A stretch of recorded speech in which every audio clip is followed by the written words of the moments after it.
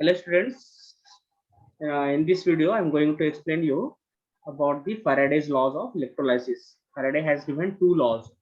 Okay, so according to the first law, what he told, the amount of substance deposited or liberated at cathode is directly proportional to the quantity of electricity passed through the electrolyte. Okay, what he told, the amount of substance which is deposited at the electrode is directly proportional to the amount of charge passed through the electrolyte. Okay, as we know that current is equal to what? Charge flowing per unit time. I is equal to Q by T. So from here what we can write? Q is equal to I into T. So we can write W is equal to, when you remove the proportionality, you have to put a constant. Okay, Z. Z is a electrochemical equivalent. Z into Q, or W is equal to Z into I into T. As a, if you substitute the value of Q is what? IT. So this is the first law of Faraday. First law of electrolysis. So you can see W is directly proportional to I into T, or that is equal to I into T into Z. Okay, or Q into Z we can say. Where I is the current in ampere, T is the time in second, and Q is the quantity of charge, which is in coulomb. Z is a constant called as electrochemical equivalent. So when you take the current 1 ampere and time 1 second, so what we can write, W is equal to Z into 1 into 1, or W is equal to Z. Okay, so we can define electrochemical equivalent. Z is what? Electrochemical equivalent. It is the amount of substance deposited or liberated by passing 1 ampere current for 1 second. Okay, so when 1 ampere is passed for 1 second, so amount of substance deposited is called as what? Electrochemical equivalent. Okay, so this is the Faraday first law.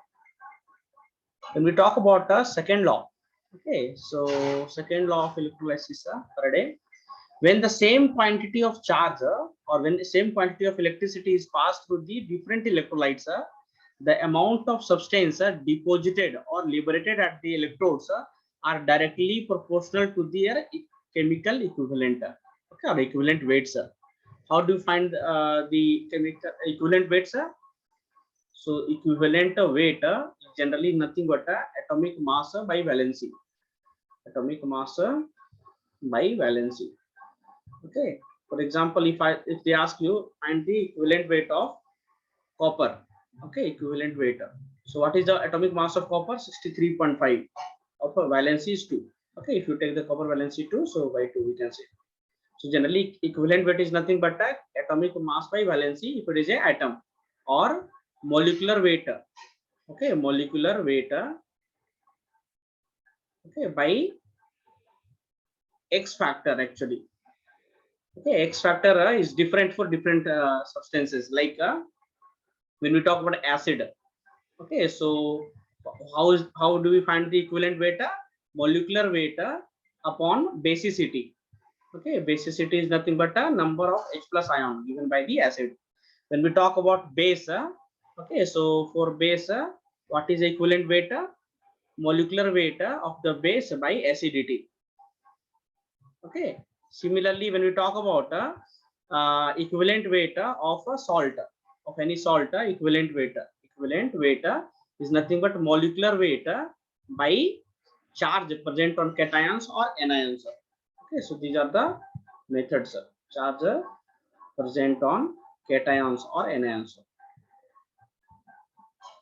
Okay, so here what is second law? We told that mass of the substance when same current is passed through the different electrolytes.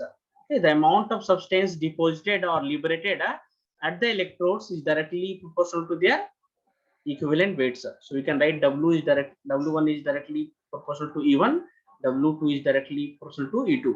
When you combine, we can write W1 by W2, okay, is directly proportional to E1 by E2. Okay, so when you remove the proportionality, you have to put a constant Z1.